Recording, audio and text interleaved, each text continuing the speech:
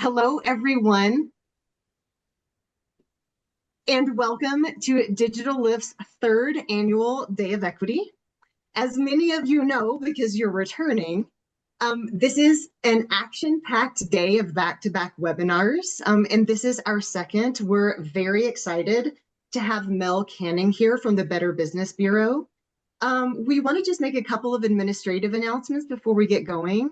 My name is Becca Wright, and on behalf of Digital Lift, I welcome you, and we're so happy to have you with us. I hear that this is a pretty slow week for most of us during this digital inclusion week. So since you didn't have anything else going on and you're laying around on the couch eating bonbons, it's so great of you to join us. But no, we deeply appreciate it. If at any time you have a comment, a question for Mel, feedback, observation, please do chat. Chat our co-host, Ale Alcaraz or Ethan Baca, because we're moving these so quickly today. It's just more efficient for you to chat them. And without further ado, I would like to turn this over to Kimmy Griffith, our executive co-founder of Digital Lift and someone who's quite passionate about today's topic. October is Cybersecurity Awareness Month, and this is near and dear to Cammy's heart. So Cammy, it's all yours. Thank you, Becca, and thank you for your excitement and enthusiasm to run these meetings one after another. I know your life has been taken over by planning, and so here we are. And Mel, thank you so much for joining. I get the pleasure of announcing Mel and how we met a few months ago at a conference at the National Council on Aging. She spoke on a panel, Why Digital Literacy Matters More Than Ever. And this was a plenary. I was like, they're having a presentation about digital literacy. Oh my goodness. And so I was very excited to hear everything that Mel had to share. She leads teams of professionals to achieve mission-based results and has more than 25 years of experience in the nonprofit sector, including work with international NGOs, US-based charities, and business and professional associations. So we're in very good hands with Mel today to talk to us about internet safety and all the things that her organization, the Better Business Bureau Institute for Marketplace Trust, is providing to help educate and support folks like us. So Mel, please take it away. Thanks, Cammy. Well, I am so pleased to be here. I really love the chance to talk about this topic. It's a really important one, both digital literacy, but also really the importance of learning how to spot scams and stay safe online. And so I'm going to just really share with you today some research done by the Better Business Bureau, as well as some of the tools we've created to help people protect themselves and their families. And also share some tips at the end on things that you can do to help you yourself stay safe, but also to help others. So if we could just jump to the next slide. Just to be more specific about who I'm with, everybody, I think most people know who the Better Business Bureau is. We've been around for over a century. Our mission is really to foster a trustworthy marketplace for everybody. And I'm the executive director of the BBB Institute for Marketplace Trust, which is the 501c3 educational foundation of the Better Business Bureau. And we do focus a lot on fraud prevention because obviously fraud and scams are a real impediment to that trustworthy marketplace that I just mentioned. And so a lot of our work really has evolved over the last 10 years, specifically around this issue, which I'm going to talk about today. For those of you who aren't as familiar with BBB, I would encourage you to reach out at some point to the local BBB in your area. We have a network of Better Business Bureaus across the country, and they're all experts on the things I'm talking about today and many other things. It's really good to have a connection with your local BBB if you don't already. So if we could go to the next slide. So quickly, just to talk about some of the data that I'm going to share with you today. We do a lot of research here, and the information that we use to do that research comes from our BBB Scam Tracker platform. So it's at bbb.org/scam tracker. It's a place you can go to report scams. It's also a place that you can go to find out and search to find out if that suspicious email was reported by somebody else. So you can we actually publish those reports. We redact any personal information, but we put them online so that you can use that information to protect yourself. And based on our research, we estimate that this platform helped people avoid losing about $43 million last year alone by going to BBB Scam Tracker. So I'll talk a little bit more about that platform a little later on, but I wanted you all to understand where I am getting some of the data that I'm sharing with you today. So if we could go to the next slide. So just to talk about this topic in terms of scams overall and what it's looking like, they continue to rise. I don't think anyone's surprised by that information. We're all getting text scams. We're all getting, our phone calls and so forth. So it's no surprise. If you look at what the FTC reported from 2024, it was $12.5 billion in losses by Americans.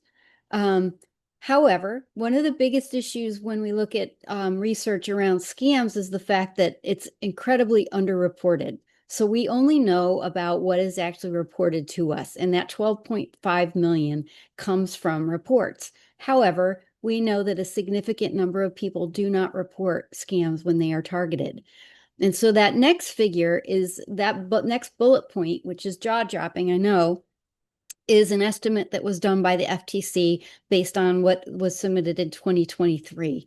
And they created a formula to try to accommodate that underreporting. And what they came out with was they are estimating that in 2023 alone, the losses were $158 billion.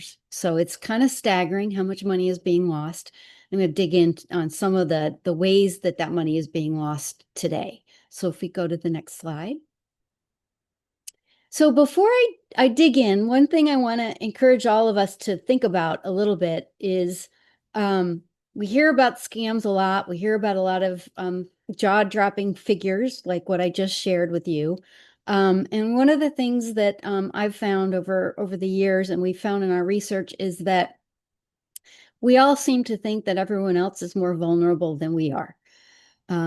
And that comes from what we call optimism bias. And I just wanted to call that out as you're hearing this report today, to just think about your own vulnerabilities, think about what you can do to protect yourself.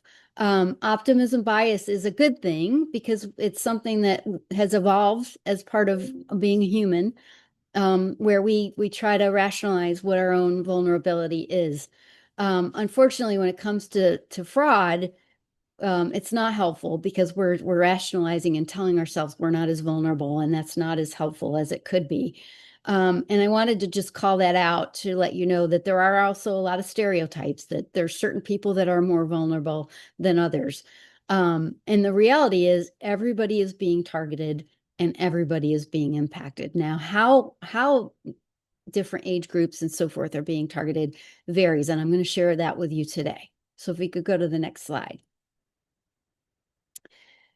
So the other thing before we dig into the data, this is something that I wanted to share as well, and that is that yes, there's a financial impact of being targeted by a scam, but there are other impacts as well. One of them being mental health. So we found that in our research that about 30% of people who reported scams to us said that their mental health was impacted as a result. And so it's not just the financial impact that people are feeling.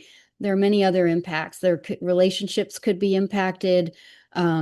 They may feel anxiety, stress. In fact, more than 50% told us that they experienced anxiety, stress, or even trauma. So the impact of being targeted by a scam goes far beyond just the financial impact of it. If we could go to the next slide. And here's the other thing. The other thing I would say on this is that we looked at specific emotions that people reported. Anger was right at the top. More than 60% said they experienced anger. Loss of trust was another one. More than 50% said they lost trust just in general. So I think people are feeling a little discombobulated. Who can I trust? Where do I go to feel safe? And so I think the impact of scams is not, as I mentioned earlier, isn't just financial. It's having an impact on everything at this point. And we're going to talk about how we can feel a little bit more connected and understand how we can protect ourselves moving forward. If you can go to the next slide, please. So one of the things that we do every year is we do a research report based on the data that's submitted to Scam Tracker. And we come out with our top 10 list of riskiest scams. And I'm going to walk you through all 10 of them today so that you understand what those types of scams are and a little bit about how they're perpetrated, because we know that the more you know about how scams are perpetrated, the more protected you are. Knowledge is power. And so the way that we come to this list, again, so just so you understand what I'm presenting to you, we are looking at 3 factors when we come up with what are the riskiest scams. Number one, which scam types are more prevalent in terms of how many, how much are they being perpetrated against the public? Number two, when these scam types are perpetrated, what's the likelihood of people losing money to them? And then, of course, the third factor is if somebody is losing money, how much money are they losing? Are they losing a lot of money, or is it a more insignificant amount? And so number one on our list is investment cryptocurrency scams. And I want to explain what this means. And this is the second year in a row that this scam has been number one on our list. Investment scams are typically, and they've been around forever, but typically what they're doing is they are promising to make you money for very little risk. And we know that no investment comes with no risk. And so they come in all kinds of flavors. They are all kinds of different ways that the scammer will promise to make you money. But I will highlight here the cryptocurrency aspect of this. We have seen over the last 3 or 4 years a significant increase in investment scams related to cryptocurrency, which is why this landed at the number one riskiest scams. And it is number one riskiest when we break it down by age. For anyone over the age of 35, that is the number one riskiest scam according to our taxonomy. It's impacting every age group. And the reason it is because people are losing significant amounts of money to it. And 80.1% of those who are targeted by it have actually lost money. Now, one other thing about this with the crypto scams is the way that this is perpetrated is typically the scammer is offering to introduce you and help you understand how to get involved with cryptocurrency. And because it's something that's fairly new, not everyone is an expert on this. A lot of people out there offering advice on this. And what they'll do is they'll help you get your money into a crypto platform. And what often happens is that person will put money into it and see a very quick rise in the amount of money that they have. So it'll go up significantly. A lot of the folks we talk to put in a little money at a time to see. They even pull it back out to make sure that this is legitimate. And then when they see that they're making significant amounts of money, some of them have even taken out loans to put more money in. And then they find out once they've reached a certain level, they can't get their money back. And they realize that it's a fake platform and they've lost a significant amount of money. So that's how it often plays out. If you go to the next slide, I just wanted to just cover sort of just generally how investment fraud happens and some of the key things to look for. And this is something was developed with our partner, the FINRA Investor Education Foundation. Phantom riches, so dangling the prospect of wealth before you to make a lot of money. And this plays into everything I just mentioned. They're going to claim to have to be a reputable. They've got experience. They may even show you a fake certificate. There are ways to go and track that down to find out if they're legit or not. They're trying to tell you that you're going to miss out, that everyone else is doing it, everyone else is making money. This is particularly true around cryptocurrency, is you've heard the stories, right, that some people have made money, so they play on that to get you in there. Reciprocity is another thing. They may offer you a small favor to get involved. And they also, this is something I'm going to talk a lot about today. They're going to talk about pressuring you. This is a one-time offer. You need to do it now. You need to act quickly. And that is a very common red flag across all scam types. So I'll talk about that a few different times today. So if we could go to the next slide.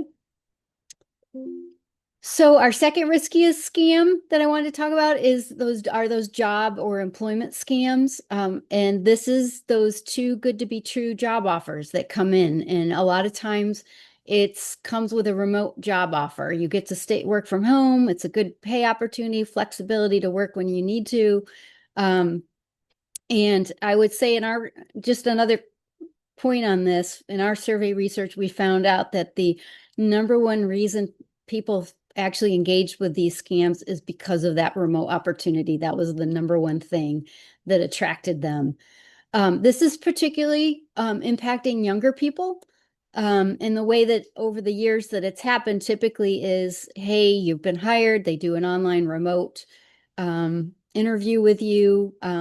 Then they hire you, you go through the whole process. Sometimes they're having you do online work, and sometimes it's basically they're getting you set up with a home office. But the way that it plays out is, for whatever reason, most of the time they will send you an official check and tell you to deposit into your bank account and then quickly transfer it to another account that you're instructed about, because that's where the account will pay for your training or your home office equipment or whatever it is that they've promised. And by the time you realize that it's a fake check, you've transferred real funds from your own account to another account. That's how this has played out over the years. And the one thing that I've noted here as well is that it is targeting young people, particularly who may not really have a lot of experience with real checks. This is something for someone my age. I grew up with checks. I understood that, but they aren't used. The real life check isn't used as often as it used to be. So it's another way that scammers playing off young people and maybe not that experience of knowing that check has to clear a second bank before it's actually in your account. So it's a pretty high dollar loss, and it's made up 14% of all of the scams reported. So there's a lot of them, and I will just tell you, this is from 2024, but we are seeing a significant increase in employment scams right now in 2025. So this is not going away. If anything, we're seeing these types of scams go up significantly this year. If we go to the next slide. I did just put together, and I wanted to show you guys some examples here. This is something a colleague of mine just got a couple weeks ago. They're going to claim. So impersonation is one of the number one ways scammers are perpetrating their scams. They're pretending to be a legitimate organization. In this case, they are pretending to be Indeed. Of course, you see here flexible work opportunities, good pay, earn income on the weekends.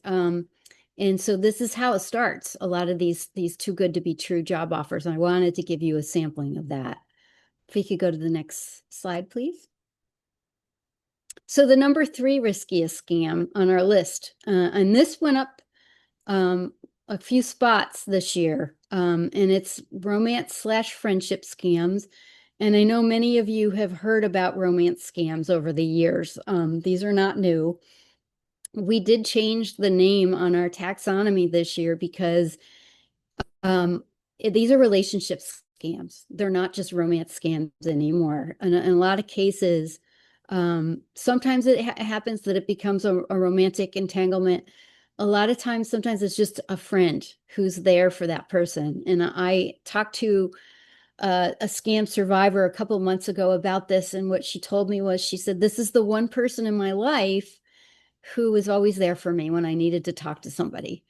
And so I'll talk about that a little bit more, but romance friendship scams happen. Usually it's a relationship with somebody you met them online, and they will build this relationship over weeks, over many months.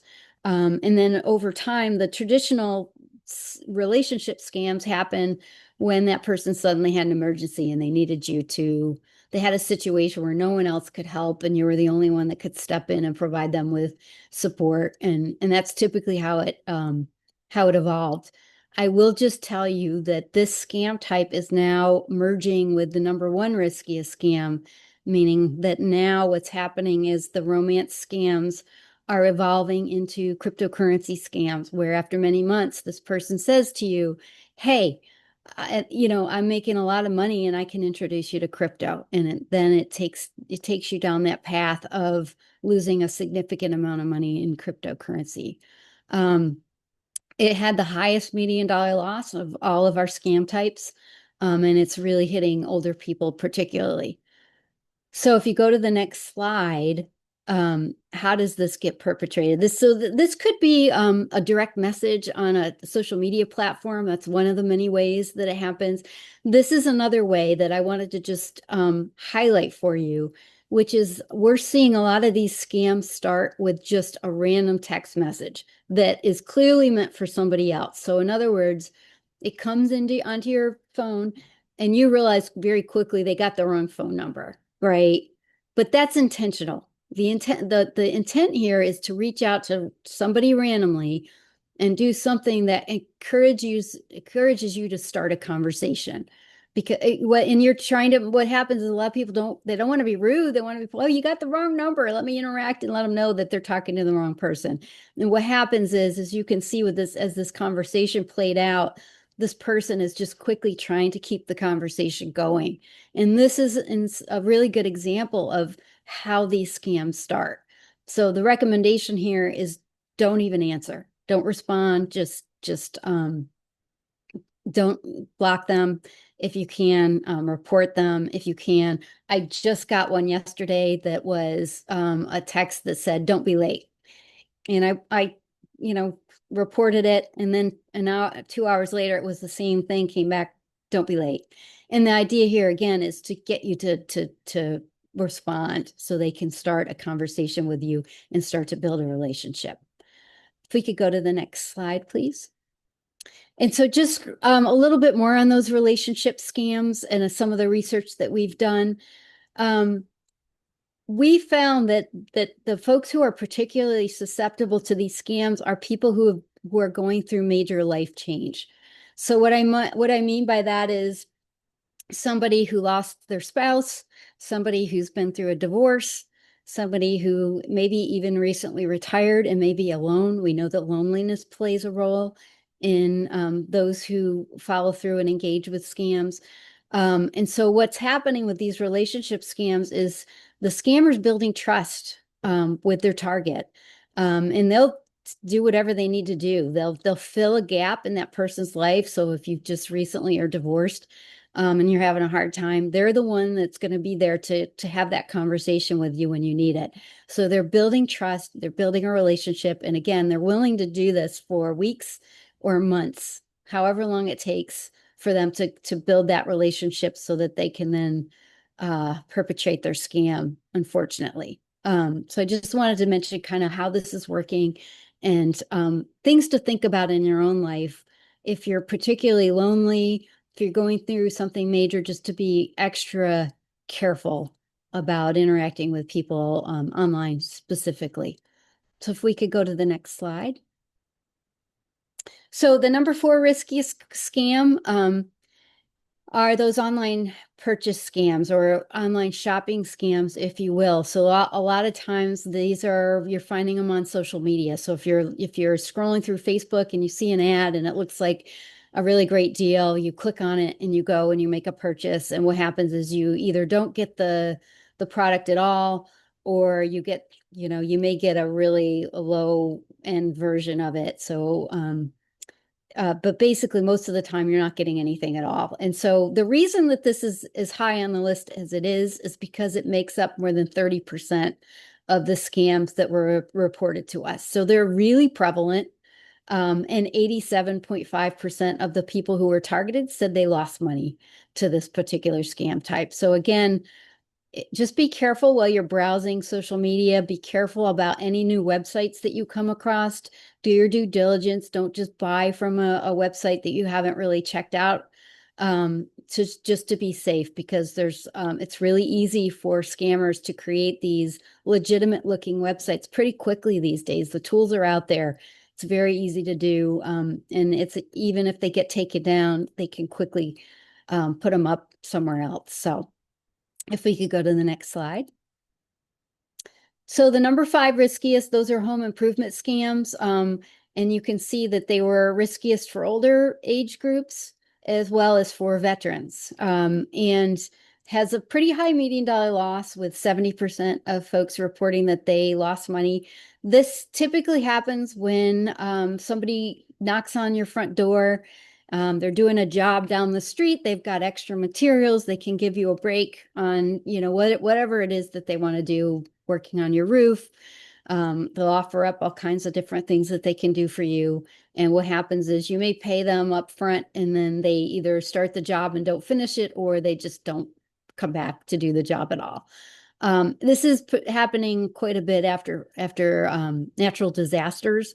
This is one of the things that BBB is constantly watching out for, is getting the word out to people who have just experienced a storm or a flood or something like that, because this is where these folks go, because they know people need work done on their house. And so the other thing about this one is, just as a reminder, that the Better Business Bureau, bbb.org, is a great place to go to find contractors specifically around this that you can trust. You can see all the complaints that have been filed against them. You can see if they're licensed. You can see what their rating is, if they're accredited, which is like the primo. If you can get an accredited BBB business, that's the best you can do. So that's a great way to, just a reminder of, if before you hire someone to work on your house, to go check that out. If you can go to the next slide. So social engineering and phishing scams, they went up on our list this year. They're always there, but they actually went up on the list. And I think part of it is because of AI. So I haven't mentioned artificial intelligence yet. I think we're still trying to understand the full impact of AI in terms of how scams are being perpetrated right now, particularly for BBB, because we're gaining a lot of our data from people who are reporting it to us. But one of the things that we do know is happening is that now those phishing scams that come into your email or to your text, to your phone via text, that scammers are now using AI to target more people.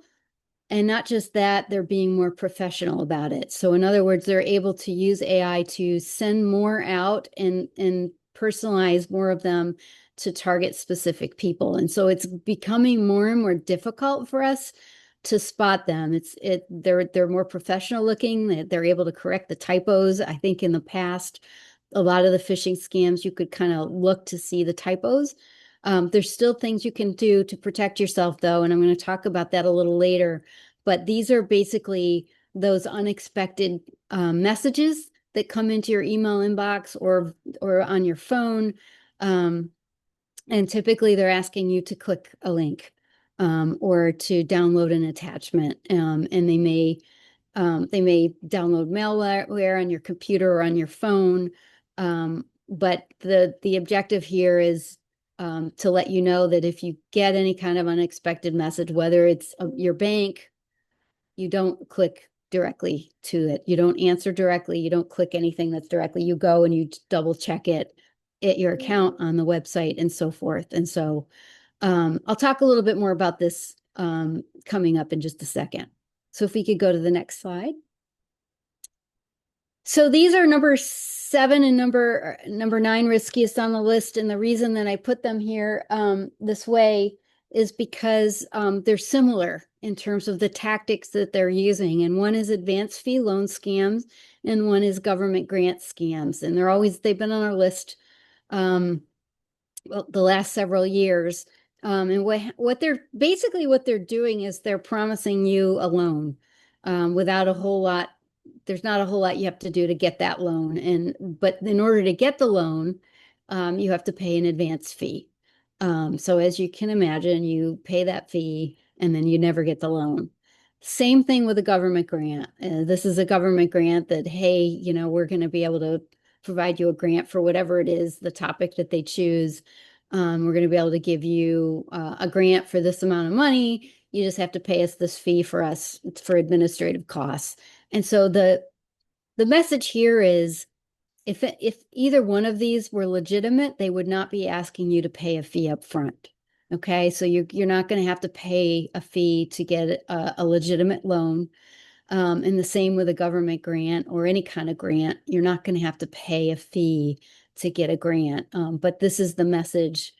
Yeah, there we go. Yeah, this is a very common message, unfortunately, that scammers are using to target people. So if you go to the next slide. Number 8 riskiest, and we're almost through the list, travel, vacation, timeshare scams.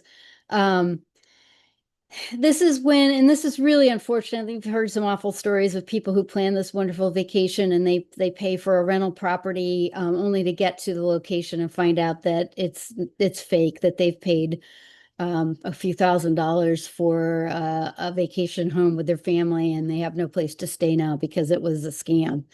And so I just want to point out a few things here is just, this is one of the things to think about with all of these things is try to use avoid risky payment methods like money orders that you can't get back, or even digital payment apps.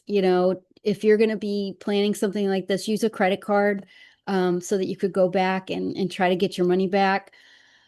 Stay on reputable platforms. So if you're on a place and you're finding something, don't get a message and start to talk to somebody and then have them say, well, let's go over here on WhatsApp or whatever the other platform is to finalize the details. That's a huge red flag. Don't do that. And also get everything in writing, do some research on the background. You can even do a reverse image search on the property to find out whether or not, somebody's posted this elsewhere. And when I say research the property, I mean, look at the address, try to do a little research on this. But these, unfortunately, continue to happen and can be really devastating for people who are planning on vacation. So if we could go to the next slide. Okay, so now the last one, number 10, which is tech support scams. And this is one I really wanted to talk about, especially around digital literacy. Some of these scam types are leading to massive losses as well, unfortunately. And so this is the way that this typically happens is when somebody's put something up on your website, on your computer that says, there's an issue with your computer, you have to get immediate help. And so what will happen is then there's an unexpected contact person who reaches out to say, hey, we heard you're having issues with your computer. We can help. They'll pretend, they'll impersonate a legitimate organization that would help. So they will pretend to be somebody legitimate, and basically ask you for remote access to your computer. And so a really important message to share with you today: don't do that ever. Never give someone remote access to your computer. You need to, that's when you get off, you shut your computer down, but you don't ever do that. What they'll do though, is they'll say, you need to give me access and I can come in and I can help you get this fixed. They may start to threaten you if you don't follow through with all kinds of different threats of how, they might steal your information or whatever. But the big message here is don't give them remote access to your computer, because if you do, then they're going to come in and get access to, they may put malware on, but they may also get access to your banking information or anything else you have that's stored on your computer. And so this is a really devastating one, unfortunately, that's happening. I think the big thing here is, and I'm going to talk at the end with some tips on this, but just know that this is a common scam. Don't get too scared about it. Just shut them down and get help with a legitimate person, whether it's, family member or somebody, but don't let somebody just call in and get remote access to your computer. So if we could go to the next slide. Okay, so I just went through the riskiest scams, and this is just a quick breakdown, and this is in our report. So if you go to our website, which is bbbmarketplacetrust.org, You can download a full report, and it has everything that you want to see and more than I'm presenting today. But it has a breakdown by age, which I think is just a really interesting thing to look at. And that is just reinforcing what I mentioned earlier, which is employment scams are particularly risky for young people because they're the ones getting out of college and high school, and they're looking for those jobs. It impacts other age groups too, but it's particularly having an impact on the younger groups.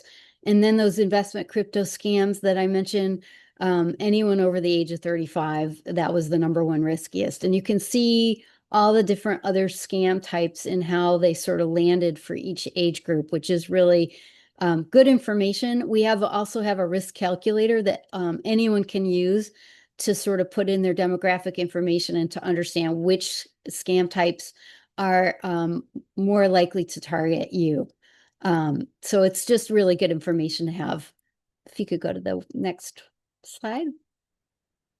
And then just to we don't, with BBB Scam Tracker, we do not collect information from anyone under the age of 18. However, we do know that young people are being targeted, and this was through our survey research, so I just wanted to share that with you quickly.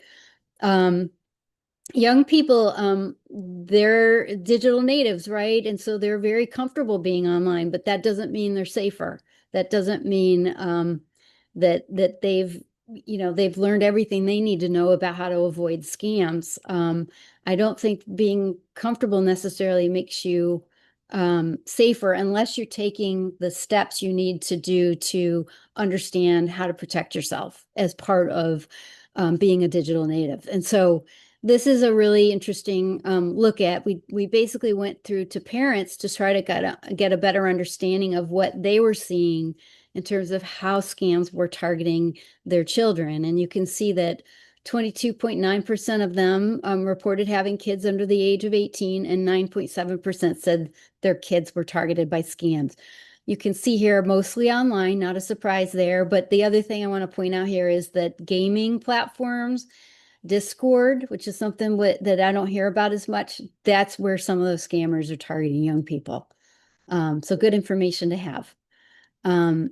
And then, of course, phone, and then also WhatsApp and Telegram, which we're hearing a lot about those two things being used by scammers as well. So if you can move to the next slide. The one takeaway here I want to let folks know about is we basically are looking here at breaking out the susceptibility of scams that are targeted online versus phone versus in person. And the key takeaway here is that if you are targeted online, and that means by website, social media, email, internet messaging, and online classifieds, you're much more likely to lose money. So that is why it's really important to understand how to protect yourself online. So if we could go to the next message, and basically I broke it down here by age as well, and all this is in the report. And this really breaks down by age, how older people versus younger people reported that they were targeted, where they were targeted. And so you can see for older people, they were more likely to say they were targeted by phone or in online classifieds or in person. Whereas for young people, they were more likely to say that they lost money when they were targeted by text message, internet messaging, and also in person. So we can go to the next slide. A little bit more on contact method, and that means where did the scammer engage with the person? No surprise here. We found that we've seen a huge increase in people who engage with scammers on social media over the last few years. In fact, it went up 60-some% from 2023 to 2024. The biggest way that they're being targeted, as you can see here, is that they're those social media ads and those posts that I mentioned earlier. Just below that are direct message, also another way for those relationship scams that I mentioned. If you can go to the next slide. We also asked folks in our survey research where specifically were they targeted. And you can see here that Facebook, 57% said they were targeted on Facebook, 22% on Instagram, and 7.9% on WhatsApp. Now we had, I think, probably 30 options. So the list is It goes on. I only shared here what the top ones were, but I think the key thing here is Facebook was was by far the number one place people said they were being targeted. So you can go to the next slide. And payment method, I'm just going to skip through here so we can get this all finished. But essentially, how people pay is really important. I mentioned this before. Thankfully, the biggest bucket here is credit card, because you're safer paying with a credit card than anything else. There's more protections with a credit card. However, you can see the median dollar loss of where people lost the most money. Wire transfer, $9,000. So you can see here, cryptocurrency, $3,500. This is why it's really important to think about what payment method you're going to use in any situation, but specifically if you're unclear about something, just be very safe by being careful about which payment method you use and which one has the most protections. If you go to the next slide, please. And so just quickly on the age groups here, older people more likely to pay with prepaid, those gift cards. Again, gift card scams continuing to be proliferated, and then check as well. And then younger people, online payment system, they're much more comfortable with those digital payment apps, bank account, debit, cash, and money order. If we go to the next slide. So just a few more quick things. I mentioned those relationship scams, and I mentioned the fact that they can go on for weeks or even months. And so you can see here, we did this research as well to look at the duration of a scam incident. And I don't think it's any surprise to anybody that the longer you go with the scam incident, the more trust gets built and the more likely that person is to lose money. So, you can see here that increases over time. And so that's why the scammer is willing to put in that amount of time to build that relationship, because compared to an online shopping scam, for example, which the median dollar loss is about $100, the folks who are building those relationship scams had the highest median dollar loss. And in some cases, I will tell you, people are losing their entire retirement savings in those types of scams. And for the scammer, they may have spent almost a year building that out in order to make that happen. And so just wanted to share that with you. If you could go to the next. Yes. So another thing we look at every year is repeat victimization. And we've done this for the last, I think, 3 or 4 years to try to understand any movement on this. Over the last 3 years, we continue to see this go up, meaning people who said that they lost money to a scam multiple times. And so we try to keep track on that, and we're spending a lot of time doing more work to help people who become scam victims learn what they need to do to not be re-victimized. But the scammers are offering to come back to people who've already lost money to say, we can get your money back, we can help you. And so oftentimes folks who have lost money are being retargeted by the scammer. If you could go to the next slide.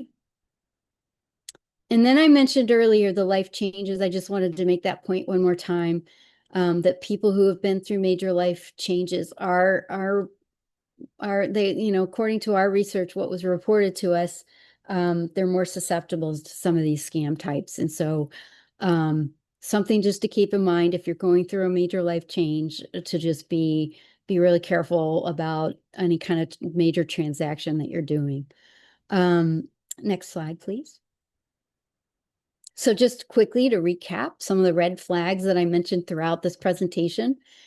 If it's too good to be true, it probably is. So if something occurs to you like this just feels too good, take a pause and back away and put some thought into it.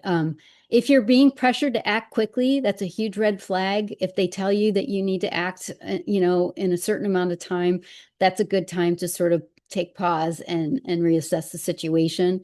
I mentioned this one as well. If they tell you not to talk to others, so with those gift card scams, they're telling you to go to the local Walmart and get 10 gift cards and give them the numbers over the phone. They're going to keep you on the phone, and they're not going to want you to talk to anyone who might tell you that it's a scam. So if they ever tell you to not talk to others, that's a huge red flag. If you're directed to change platforms, you start on one platform and you'd say, hey, let's continue the conversation on WhatsApp or Telegram or whatever the other application is, that's another red flag. If they tell you to pay with a specific payment method, so they say, we need you to pay us with gift cards, huge red flag. Unsolicited calls or messages with links, anything that you weren't expecting, be suspicious of and do your research to make sure they're legitimate. Online friends that you met who suddenly have a crisis and they need help. Crypto ATM. So if you're being told to go to a Bitcoin ATM or a crypto ATM to make a deposit, that is another huge red flag. Next slide, please. Sort of flipping the red flag to the actual prevention tips, similar thing, just reinforcing in a different way. And that is avoid making quick purchases while you're on social media. Don't just click quickly and go and make a purchase. Do your research. Be cautious engaging with anyone you meet online. Just be careful with that. Again, don't click on links or open attachments and unsolicited messages. Do your research on any new website that you go to. Take time. You can go and find out what the age of it is. There's all kinds of places you can go and check it out. Scam Advisor is a great one. For example, you can go and they'll tell you how trustworthy it is or not. Don't ever disclose any personal information to an unsolicited contact on the phone or whatever it is. Don't release that information. You go through the right channel, go call your bank directly or whatever it needs to be, but never disclose it to somebody that's just reached out to you. Take your time. Don't be pressured. Use secure, traceable transactions with the right kind of payment methods. Research the company. And as I said, don't reach out. Don't react to an unsolicited message. Go and call or visit the official website. Next slide, please. So some basic cyber tips. For you at home, just update your software regularly. If your computer's telling you it's time to update, go ahead and make sure you stay up to date on that. It'll help protect you.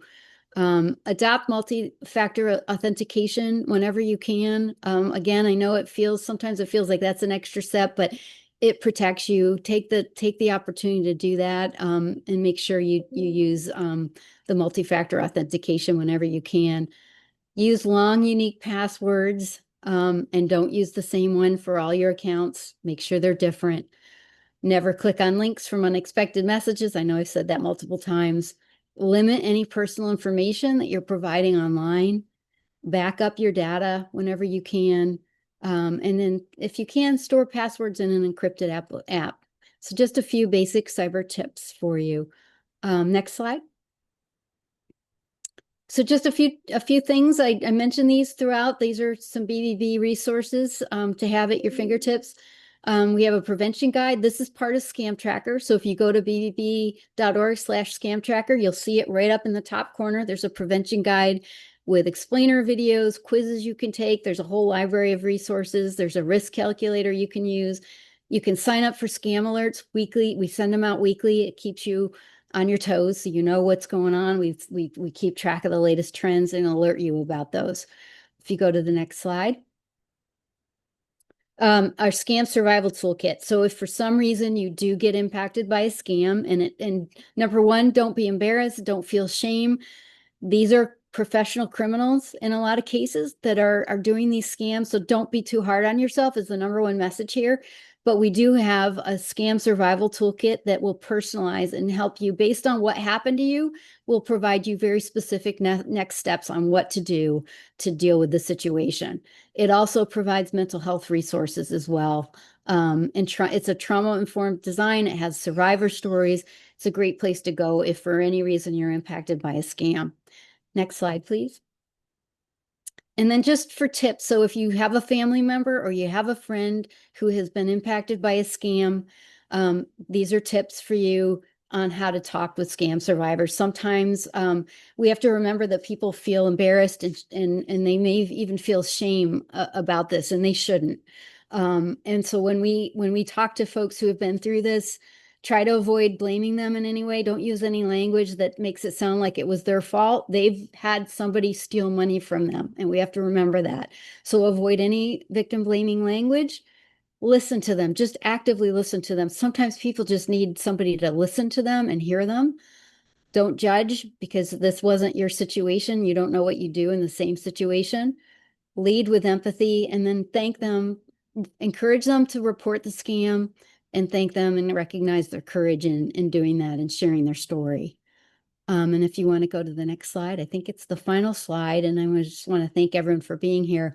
This is just before, during, and after a scam, all of our resources and so forth. And I want to thank everyone for listening in today. There are things you can do to protect yourself, and I'm just grateful to have the time with you today.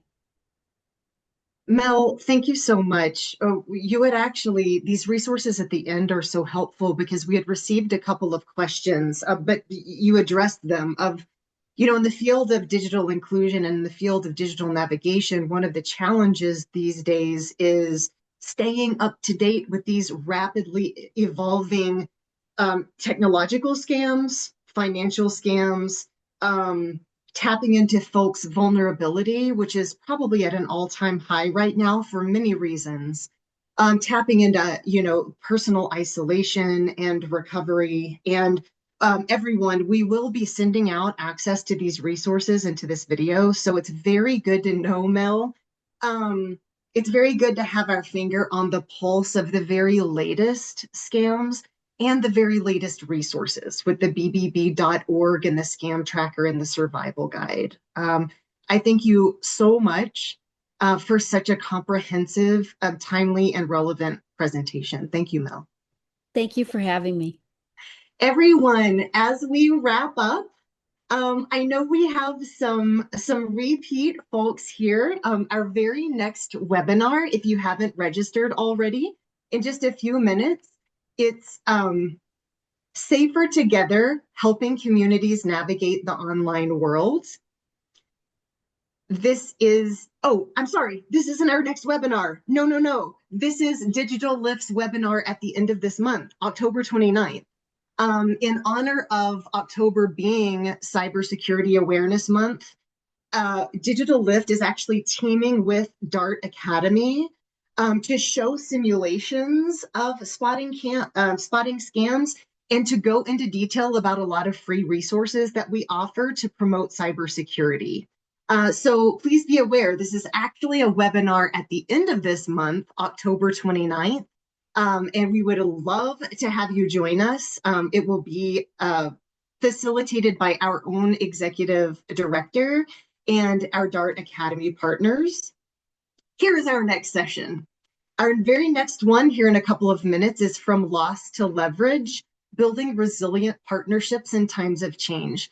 This will be Digital Lift in partnership with Lead for America about some very exciting partnerships and examples of resilience in difficulty over 2025 so far. Our giveaway today we thought was particularly fitting. Digital Lift is proud to announce a series of new workshops that we have for sale for $75.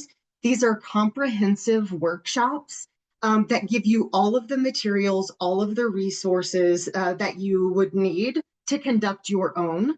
And this one is online shopping workshop. So it goes into all of the safety measures, security measures, and strategies to teach folks how to safely and confidently shop online. And we will be following up with free enrollments for the following: Alec Glassman, Kevin Titus, and Laura Lindsay. So please look for an email coming from us next week. And everyone, thank you so much for joining us. We wish you a great day of equity, and we hope to see you in other webinars. Mel, thanks again. Bye, everyone.